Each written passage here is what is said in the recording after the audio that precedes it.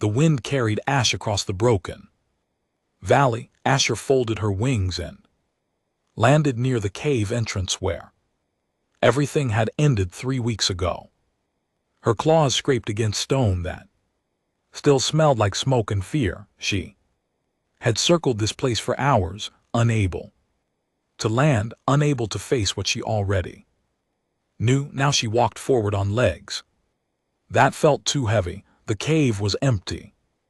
Of course it was empty. She had known this since the day she returned from hunting to find the raiders gone and her world destroyed. But knowing and seeing were different things. The nesting owl cove held only fragments now, pieces of shells scattered across the warm stones. 7 eggs had rested here, 7 young lives waiting to hatch. Asher lowered her massive head and touched her snout to the largest fragment. It was blue, green, the color her scales had been when she was young. This one would have hatched first. She had felt it moving inside the shell just days before the attack. The raiders had come with weapons designed to hurt without killing, energy nets that burned but did not scar, sonic devices that paralyzed but left no marks. They wanted the eggs intact because intact meant valuable. Somewhere in the galaxy, wealthy collectors paid fortunes for dragon young, exotic pets for people who had everything else. Asher had tracked the raiders for 2 weeks before losing their trail near the border territories. They had split up, scattered across a dozen systems. The Galactic Council had sent her a message expressing sympathy. Empty words from politicians who had never lifted a finger to protect dragon nesting grounds. Her species was too dangerous, they said, too unpredictable for civilized space. So they left dragons alone on restricted worlds and pretended to care when tragedy struck. She walked deeper into the cave, past the owl cove to the chamber where she had slept between hunts. Her treasure pile sat untouched. Gold and crystals gathered over centuries meant nothing. Now, what good was wealth when you had no one to share it with? Dragons were meant to be solitary, yes, proud and independent, but mothers were different. Mothers were allowed to love their young, even if only in private. Asher had been alone for 300 years before deciding to nest again. Her first clutch had been destroyed in the Purge Wars when she was barely old enough to fly. She had sworn never to risk that pain again, but time wore down. Even dragon resolve. She had wanted to hear young voices in these caves, wanted to teach someone the old ways before they were forgotten completely. Now the silence pressed against her like deep water. She left the cave and climbed to the ridge above the valley. From here she could see the scorch marks where raider ships had landed. They had come at dawn when she was away hunting for the extra food her eggs would need once they hatched. The attack had lasted less than an hour. Professional, efficient, they had known exactly when she would be gone and how long they had. Someone had been watching her, planning this. The thought filled her with rage so intense her body temperature spiked, heat shimmered around her scales. She wanted to burn something, destroy something, make someone pay for what they had taken. But rage without direction was just waste. She had learned that during the wars. Anger had to be cold and sharp, not hot and wild. She spread her wings and launched herself into the air. The valley fell away beneath her. She would not return to this place. There was nothing here but memories and pain. The hunt would continue, but she needed information first. The raiders had vanished into the underground networks that operated in neutral space, places where the council had no authority and no interest in looking. Station Outpost 7 kept appearing in her research. A trading hub in the outer regions. Smugglers sold things that should never be sold. If her young had been taken there, someone would know. Someone always knew. The trick was making them talk. Asher angled her flight toward the edge of the atmosphere. Her ship waited in orbit, small enough to navigate tight spaces but fast enough to outrun most patrol vessels. She had built it herself over decades, adding modifications that no official shipyard would approve. Dragons might prefer flying through open air, but space required different tools. As she rose through the clouds, she looked back one final time. The valley was just a dark scar against green mountains now. In a few years, new growth would cover the scorch marks. The cave would fill with snow and ice during winter. Eventually, no trace would remain of what happened here, but as Shira would remember, dragons never forgot.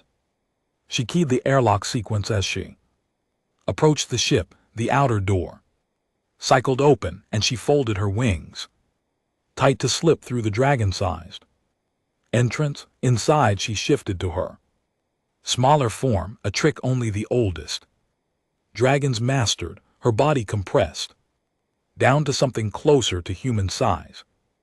Though still obviously reptilian, this form let her operate controls designed for smaller hands. The ship responded to her presence, systems coming online with soft hums.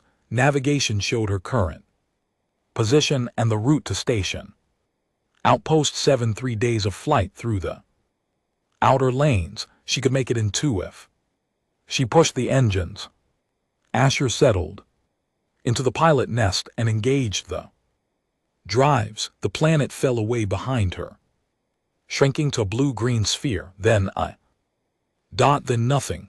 Ahead lay the dark between stars. Somewhere in that darkness, her young were either alive or dead. Either way, she would find them, and she would find the ones responsible. The ship accelerated, and Asher began to plan. Liam Carter squeezed through the gap in the wall plating, his head lamp cutting a thin beam through the darkness. The lower levels of Station Outpost 7 smelled like rust and old air, the kind that had been recycled so many times it tasted metallic. Most people avoided this section since the main oxygen processors failed last year. The emergency systems kept things breathable, barely, but it was not comfortable, which made it perfect for scavenging. That he dropped into what used to be a storage corridor and swept his light across the debris, broken crates, twisted metal, scattered equipment. The station authorities had abandoned this level months ago after deciding repair costs exceeded value. Everything down here was technically salvage now, technically legal to take if you could carry it out. Liam had been working these levels for 6 months, selling what he found to the recycling shops in the mid-station markets. It was not much of a living, but it beat the alternatives. Orphans without family credits had limited options on stations like this. One, you worked, you stole, or you starved it. He preferred working. His light caught something wedged behind a collapsed support beam, metal but not station metal. The surface was too smooth, the color wrong. Liam pulled out his prying tool and worked at the debris until he could reach the object. It was a container about the size of a storage locker, sealed with locks he did not recognize. Expensive locks, military grade maybe, or corporate. That he should report this station. Security paid bounties for recovered cargo, especially mysterious cargo. The credits would be good, maybe enough to book passage to a better stations somewhere with actual jobs and schools, but something stopped him. The container was warm, not hot. Just warm, like it contained something that generated heat. And when he pressed his ear against the metal, he heard movement, scratching sound, something alive struggling inside. Liam sat back on his heels and stared at the container. Reporting it meant credits, but it also meant questions. Where did you find this? When did you open it? Station security on Outpost 7 was not known for being gentle with people who found things they should not have, especially not with orphan kids from the lower levels. More scratching came from inside, weaker now. Whatever was in there was getting tired. That he made a decision that would change everything. The locks were complex but not impossible. Liam had learned basic security bypass from watching dock workers, and these systems ran on standard power cells.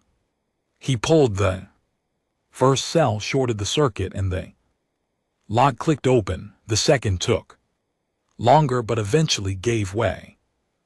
Third was just a mechanical latch. The container hissed as pressure equalized. Liam pulled the lid up slowly, ready to slam it shut if something dangerous emerged. A small head poked out, covered in scales that shimmered blue-green in his headlamp. Large eyes blinked against the light, vertical pupils contracting. A forked tongue tasted the air. The creature was barely bigger than a cat, with wings folded against its sides and a tail that wrapped around itself. That a dragon, a real dragon, young enough that its scales had not fully hardened yet. Liam had seen pictures. Of course, everyone knew about dragons, the ancient species that lived on restricted worlds and wanted nothing to do with the rest of the galaxy, but pictures did not capture how the scales caught light or how intelligent those eyes looked. This was not some dumb animal. This was a person, just not a human person. The dragon tried to climb out of the container and immediately stumbled. It was weak, starving probably. How long had it been trapped in there? Days. Weeks. Liam reached out slowly. The dragon flinched but did not pull away. He lifted it carefully, surprised by how light it felt. The creature should weigh more. He could feel its ribs through the scales. It opened its mouth and tried to breathe fire. Nothing came out except a few sparks and a puff of smoke. Too young and too weak. Liam knew what this was. 3 weeks ago, the station gossip channels had been full of news about a raid on Draxon 4, the dragon world. Raiders had hit a nesting ground and stolen eggs, valuable eggs worth fortunes to collectors. The Galactic Council had issued statements condemning the attack. Then they had done nothing, because they always did nothing when it came to dragons. This had to be one of those stolen young. Somehow it had hatched inside the container, trapped and alone. The raiders must have hidden it here, planning to retrieve it later. Or maybe they had abandoned it when the heat got too intense. Either way, Liam was holding stolen property worth more credits than he would see in 10 lifetimes. He looked into those large, desperate eyes and knew he could not turn it in, could not let it go to some collector who wanted an exotic pet. This was a child, intelligent and aware, and terrified. The dragon made a small, chirping sound and pressed against his chest, seeking warmth. Liam tucked it inside his jacket and zipped up carefully. The creature weighed almost nothing, but he could feel its heart beating fast against his ribs. He had a hiding place in the abandoned crew quarters 2 levels up. Not much, just room with a broken door lock that he had fixed so only he could open it. He kept his few possessions there and slept when the station lights dimmed for nights. Cycle that at tea would have to be enough. Liam climbed back through the gap in the wall, moving carefully now that he carried precious cargo. The dragon stayed quiet inside his jacket, maybe understanding they needed to stay hidden. When he reached his room, he sat the creature down on his sleeping mat and looked at what he had gotten himself into, a stolen dragon on a criminal station with no idea how to care for it or keep it secret. But when the dragon looked up at him with trust in its eyes, Liam knew he had made the right choice, that he would figure out the rest later. 3 weeks changed everything. The tiny dragon Liam had named Nova was already twice the size she had been when he found her. Her scales had lost their dull, starved look and now gleamed with proper color. She still fit in his arms, but barely, and her appetite seemed endless. Feeding her had become the main challenge. Liam stole nutrient paste from cargo shipments passing through the docks. He diluted it with water and Nova ate it without complaint, though she made faces that suggested it was not her preferred meal. He had no idea what dragons actually ate. The network had basic information, but nothing about feeding hatchlings. Nova followed him everywhere now, her claws clicking on metal floors as she walked. When he sat, she curled up next to him. When he slept, she draped herself across his chest like a warm, scaly blanket. She purred when content, a deep rumbling sound that vibrated through his ribs. She was also smart, frighteningly smart. Within a week, Nova had learned to recognize his words, not all of them, but enough to respond when he called her name or told her to hide. She understood danger without him explaining it. When footsteps approached in the corridor, she would squeeze into tight spaces. Before he could point, Liam taught her to stay silent when others were near. He used hand signals and soft sounds, creating a private language between them. Nova picked it up faster than any animal should. Sometimes he caught her watching him with an expression that seemed almost calculating, like she was studying him the same way he studied her. The close calls made his heart race every time. Last week, station security had conducted a random inspection of the abandoned quarters. Liam had gotten 30 seconds warning from corridor sounds. Nova had hidden inside a broken ventilation shaft while the guards swept the room with scanners. They found nothing suspicious and moved on. Liam had sat frozen for 10 minutes after they left, his hands shaking. Nova had emerged from the shaft and pressed her head against his leg, offering comfort. That was when he knew she understood more than he had thought possible. Today, Liam sat on a sleeping mat while Nova practiced her fire breathing. She could manage small flames now, about the size of a lighter. She seemed proud of this accomplishment and demonstrated it frequently, usually at inappropriate times. You need to stop doing that when we are near other people, Liam told her. Fire attracts attention. Nova chirped and produced another tiny flame, clearly showing off. Liam laughed. Despite his worry, she had a personality, this little dragon. Playful and stubborn and affectionate, she chased light reflections across the walls. She tried to mimic his movements, walking on her hind legs until she lost balance. When she was tired, she would crawl into his lap and fall asleep immediately, trusting him completely.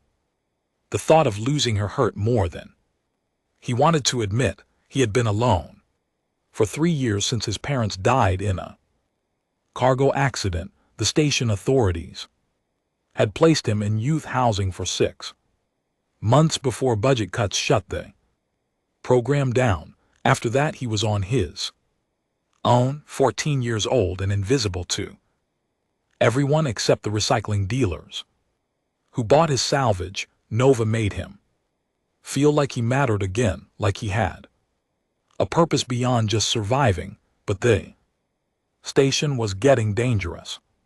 Liam had heard the gossip in the markets, whispers about a dragon spotted near the sector. Some said it was searching for something, others claimed it was hunting raiders who had attacked a nesting ground. The stories varied, but the fear was consistent.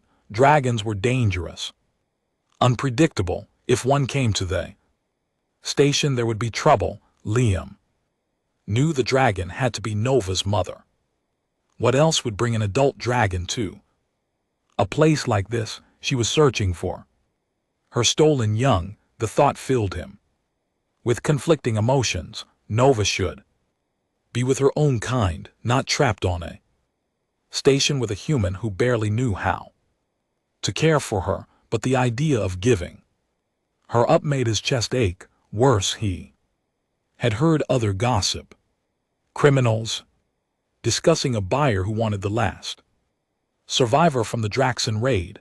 They knew one of the stolen young was still on the station. They were searching, asking questions, offering rewards for information that it was only a matter of time before someone connected the dots.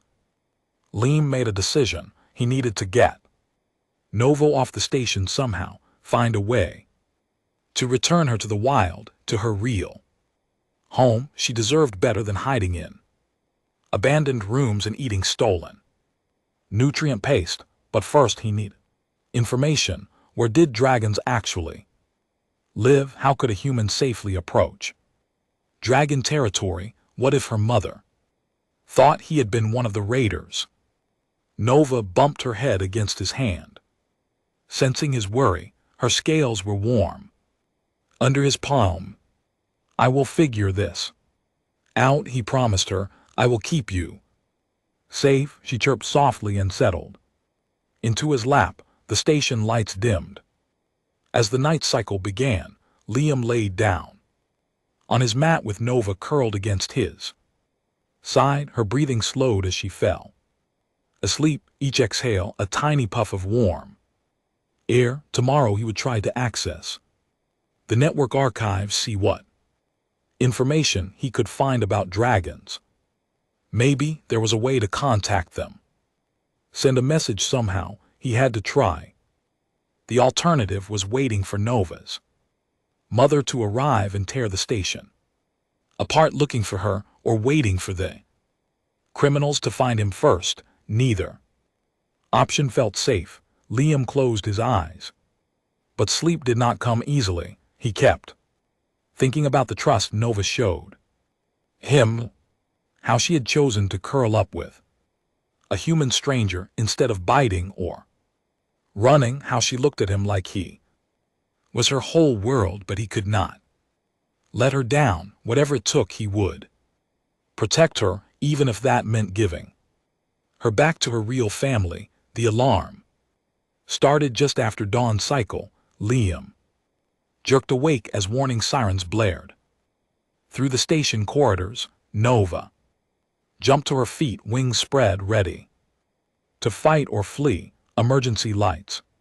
flashed red, casting strange shadows across the walls. Liam ran to the corridor and grabbed the nearest person hurrying past. What is happening? Dragon, the man gasped. Massive one, just burned through the outer airlock. Station security is trying to contain it, but nothing is working. The man ran off before Liam could ask more questions. His stomach dropped. Nova's mother had arrived. He ducked back in his room where Nova was pacing nervously. She made sounds he had never heard before, high-pitched and urgent. Her head kept turning toward the outer walls like she could sense something. Beyond them, your mother is here, Liam told her. She's looking for you, Nova chirped and moved toward the door. She wanted to go to find the source of whatever she sensed, but Liam grabbed her gently and held on. Wait, we need to think about this. If we just walk out there, the criminals might grab you first, or security might shoot both of us, thinking I am one of the raiders. Nova struggled for a moment, then settled in his arms, but she kept making those urgent sounds. Liam's mind raced. The smart thing would be to stay hidden and wait for things to calm down.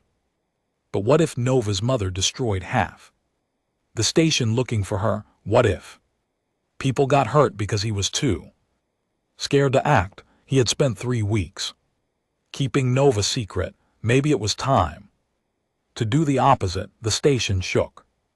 Something large had hit the outer hall. Liam heard screams from the upper levels and the shriek of metal tearing.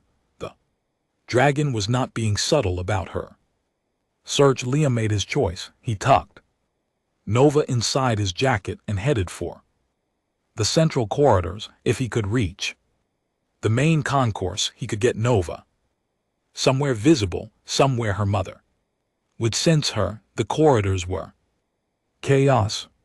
People ran in all directions, some heading for escape pods, others trying to reach the inner secure section. Station security rushed past in full armor, weapons charged.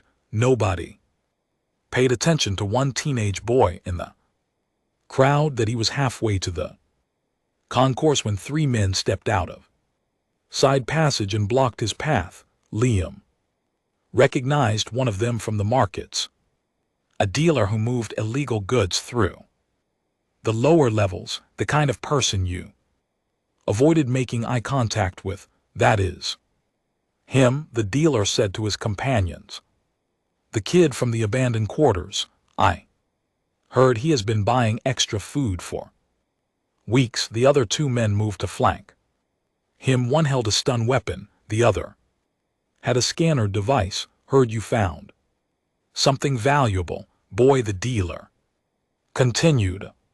Something that certain buyers would pay very well for, especially now that the mother dragon is tearing up our station. Liam backed up but hit a wall. Nova squirmed inside his jacket. I do not know what you're talking about, Liam tried. The man with the scanner activated it. The device beeped and displayed a heat signature inside Liam's jacket, a heat signature that was definitely not human. Hand it over. Dealer said we will make this quick. You can even keep a finder fee. No, Liam said. The dealer sighed. We could do this the easy way or the hard way. Nova chose that moment to poke her head out of Liam's jacket. She saw the 3 men and her eyes narrowed. The temperature around them suddenly spiked as she prepared to defend herself. Easy way it is, the man with the stun weapon said.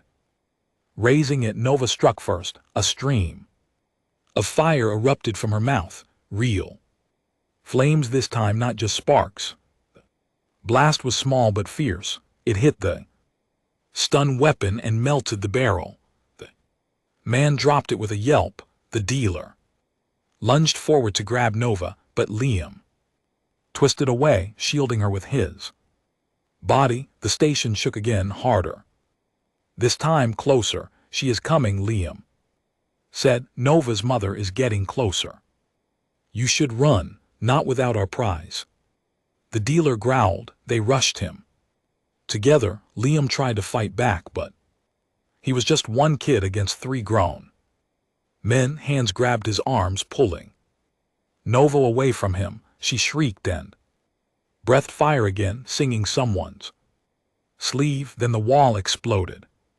Metal screamed as massive claws tore through the hole, plating like paper. Ahead, the size of a cargo pod pushed through the Opening, scales gleaming red gold in the emergency lights, eyes like molten amber. Scanned the corridor and locked onto the scene. Asher had found them, the three criminals froze. Liam felt himself go cold despite Nova's heat against his chest. The dragon was enormous, terrifying, ancient beyond measure. Her presence filled the corridor with barely contained violence. Her gaze moved from the criminals to Liam, to the small dragon he held protectively against his body. For a long moment nobody moved. Nobody breathed. Nova made a sound Liam had never heard, something between a chirp and a cry. She reached toward Asher with one small claw. Ashera's eyes narrowed. Liam could feel her studying him, analyzing the situation. The boy holding her young, the criminals who had been attacking them the protective way. He curled around Nova despite facing certain death. The dealer made the mistake of raising his weapon. Ashara's tail whipped through the gap in the wall and sent all three men flying down the corridor. They hit the far wall and did not get up. Then Asher focused entirely on Liam. He should run. Every instinct screamed at him to run, but he could not abandon Nova, and he could not fight a dragon, so he did the only thing that made sense. He held Nova out toward her mother with trembling hands. She's okay, Liam said, his voice shaking. I kept her safe. I try to take care of her. Nova climbed onto his shoulder and refused to leave, chirping urgently at both Liam and Asher. Asher stared at him with those impossibly ancient eyes, and Liam waited to die. Pain woke Liam. His left shoulder burned like someone had pressed hot metal against it. He tried to sit up and gasped as the movement sent fresh agony through his chest. Something stopped him, something warm and massive pressed against his side. That he opened his eyes slowly. He was lying on metal plating in what looked like a cargo bay. The walls were scorched in places and the air smelled like smoke. Next to him, curled in a protective circle, was Ashera. Her massive body blocked the wind from a partially open bay door. Her scales radiated heat that kept the cold air from reaching him. Nova was curled on his chest, small and warm. She chirped when she saw him awake. That Liam's last clear memory was of the dealer's men firing their weapons. He had curled around Nova, trying to shield her. Then Asher had moved and everything had become chaos and pain. You are awake. Ashara's voice was deep and resonant, coming from everywhere at once. She wore a small translation device on her crest that converted her sounds into words he could understand. Liam tried to speak, but his throat was too dry. Asher moved carefully and used one claw to drag a water container closer. He drank gratefully, even though every swallow hurt. The criminals he finally managed to ask gone. I convinced them to leave the station permanently. Something in her tone suggested he should not ask for details. Liam looked down at his shoulder. Someone had bandaged it with medical tape and synthetic skin. Wound throbbed but felt stable. You helped me. You were injured protecting my young. It seemed appropriate to return the favor. Asher shifted and Liam saw intelligence and confusion wearing in her ancient eyes. I do not understand. You human, my kind knows your species. Traitors, warriors, sometimes cruel, often selfish, yet you risked your life for a creature not your own. Why? Liam stroked Nova's head gently. She purred. Under his touch, she needed help. I found her trapped and starving. How could I not help? Many would have sold The credits would have changed your life, maybe, but it would have been wrong. Liam met Ashara's gaze directly. She is a child, a person. You do not sell people, no matter what species they are. Asher was silent for a long moment. Nova climbed from Liam's chest to her mother's foreleg, moving between them like a bridge. I have lived 300 years. Asher said, finally I have seen civilizations rise and fall. I watched the Purge Wars nearly destroy my kind. The Galactic Council abandoned us, let us die because they feared our power. Dragons learned to trust no one but ourselves. She lowered her massive head until she was eye level with Liam. Then you appear, a young human with nothing, risking everything to save one dragon. Child, you have confused everything I thought I knew about your species. Liam managed a weak smile. I confused myself too. I had no idea how to take care of a dragon. I just did my best. Your best kept her alive while my entire species could not protect her. Ashara's voice carried weight. Old pain. The raiders took 7 eggs. Nova was the only survivor. The others died in transit or were sold before they hatched. She lived because you found her. The knowledge hit Liam hard. 6 other dragons gone forever. Nova, the last of 7. I am sorry for your loss. I searched for 3 weeks and found nothing. I came to this station planning violence and vengeance. Instead, I found my young safe in the arms of the least likely protector. Asher made a sound that might have been dragon laughter. The galaxy has a strange sense of humor. Nova chirped and climbed back to Liam, pressing her head under his chin. She clearly wanted both of them, unwilling to choose between mother and the human who had saved her. She has bonded with you, Asher observed. Dragon usually bond only with their mother. This is unusual. Liam felt his chest tighten. I guess it is time to say goodbye then. You should take her home. Back to Draxon. She belongs with her own kind. The sheer tilted her head. You saved my young when your entire species would not. You stood between her and danger despite having no weapons, no power, nothing but your own body. You fed her from your own meager supplies. You gave her a name and a place to sleep. And the thing she needed most, care. She paused, considering her next words carefully. Dragons are proud, solitary. We do not accept help easily, and we trust even less easily. But we also recognize debt, and we honor those who show true courage. I was not brave, Liam said quietly. I was terrified most of the time. Bravery is not the absence of fear, it is acting despite the fear.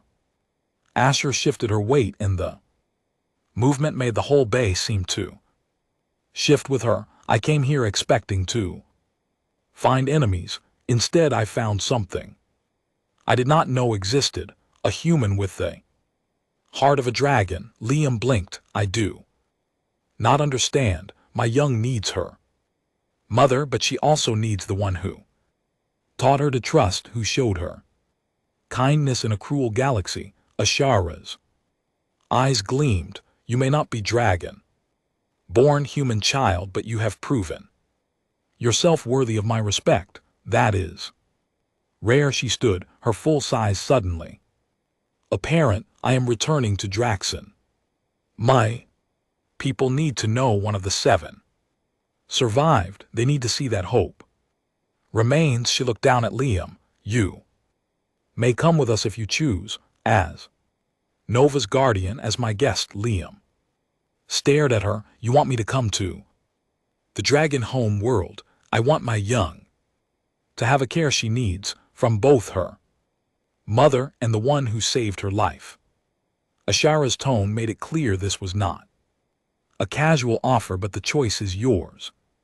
I will not force you. Liam looked at Nova, who chirped hopefully. He looked at Ashura, ancient and powerful, and somehow offering him a place. He thought about the station, about scavenging and surviving alone, about having nothing and no one. Then he thought about family. The mountains of Draxon 4 rose like ancient teeth against a purple sky. Liam pressed his face to the viewing port of Ashara's ship and watched the planet grow larger. 2 moons hung in the distance, casting silver light across peaks that had never known human footsteps. Nova sat on his shoulder, her tail wrapped around his arm for balance. She had grown noticeably during the 3-day journey, already the size of a medium dog. Asher said she would keep growing for another 5 years before reaching her adult size. Nervous, Asher asked from the pilot's nest. Terrified, Liam admitted, what if the other dragons do not want me there? They will not challenge you while you are under my protection. I am queen of the northern ranges. My word carries weight. She adjusted their approach vector, but I will not lie to you. They will be suspicious.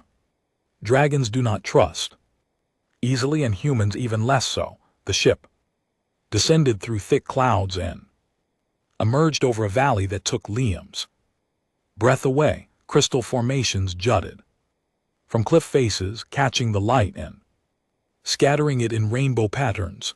Hot springs steamed in natural pools.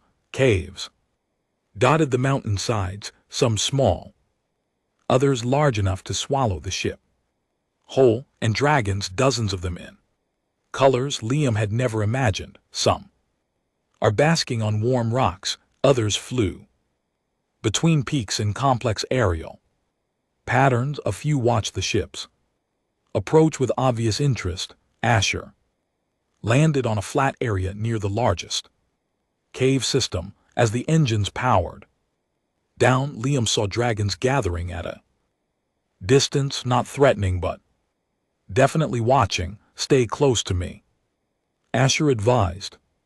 Let them see that you belong here. They exited the ship together. Nova immediately jumped Liam's shoulder and ran in circles, clearly delighted to be on solid ground. That smelled right to her instincts. She rolled in the warm grass and chirped happily. The gathered dragons murmured among themselves. Liam caught fragments of their communication through Ashara's translator, which he had set to broadcast mode so he could understand. She brought a human. Why would the queen bring one of them here? Look how the young one follows it. An older dragon, scales the color of deep emerald, approached. His steps were measured and his gaze sharp. Asher, you returned with one of your young. We had heard all 7 were lost, 6 were lost. Elder Raven, 1 survived. Asher gestured to Nova, who was now trying to catch her own tail. She survived because of this human. Liam found her, fed her, protected her from those who would have sold her. He risked his life to keep her safe. Raven studied Liam with an expression that suggested he was evaluating both a curiosity and a potential threat. Humans are traitors and raiders. They were among those who attacked your nesting ground. Some humans were. Asher agreed. This one was not. This one chose kindness over profit. He had nothing, yet he gave everything to save a dragon child who was not his to save. Another dragon spoke up, younger and clearly skeptical. It could be a trick. Humans are clever with their deceptions. Liam found his voice, even though speaking in front of so many dragons made his knees weak. I understand why you do not trust me. Your kind has been hurt by humans before, but I did not know Nova was valuable when I Found her, I just knew she was dying in. Alone, I cannot leave her like that. Anyone can claim noble intentions. The skeptical dragon countered. Nova apparently decided she had heard enough. She marched over to Liam and climbed up, his leg to his shoulder, claiming her spot with obvious possession. Then she chirped at the gathered dragons in a tone that sounded remarkably like scolding. Several dragons made sounds that might have been laughter. The young one has chosen, Riven observed, that carries its own truth. Over the following weeks, Liam learned what it meant to live among dragons. They taught him their history, not from books but from stories passed down through generations. He learned about the Purge, wars when other species tried to exterminate dragons out of fear. He learned why they chose isolation over integration with the greater galaxy. That he also learned practical things.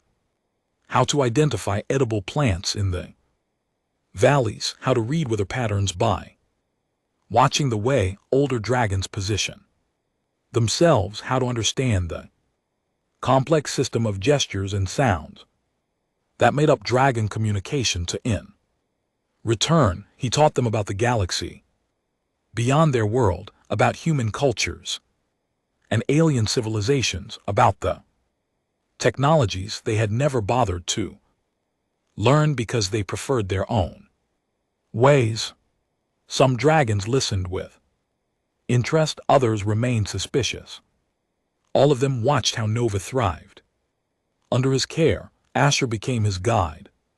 Through this new world, she explained dragon social structures and helped them navigate complex relationships between different dragon families. She showed him the memorial caves where dragons remembered their dead and the teaching grounds where young dragons learned to fly. You know, she said one evening as they watched the sunset from a high cliff, when I lost my 7 young, I thought my world had ended. I wanted revenge, wanted to burn everything connected to that loss. Nova was practicing short flights nearby, her wings still clumsy but improving daily. But you found her, Liam said. I found her because you saved her. And in saving her, you taught me something I had forgotten. Asher turned her massive head to look at him. The galaxy is not entirely cruel. There are still beings who choose compassion over profit, who see a suffering child and act regardless of species. Liam smiled. You are giving me too much credit. I just did what anyone should do. That is precisely why you belong here. You believe kindness is normal, not exceptional. You treat it as an obligation, not a choice. Asher made a rumbling sound of approval. Most humans would think you are crazy for living with dragons. Most dragons probably agree with them. They do, yet here we are. Nova landed between them. Pleased with her flight, she curled up, with her head on Liam's lap and her tail touching Ashara's forelobe, connecting them both. Liam looked out over the valley that had become his home 3 months ago. He had been alone on a dying station, with nothing but salvage and survival. Now he had family, strange family. Definitely unexpected family, but family. Nonetheless, Asher was right. The galaxy had a strange sense of humor, but Liam was grateful for it anyway.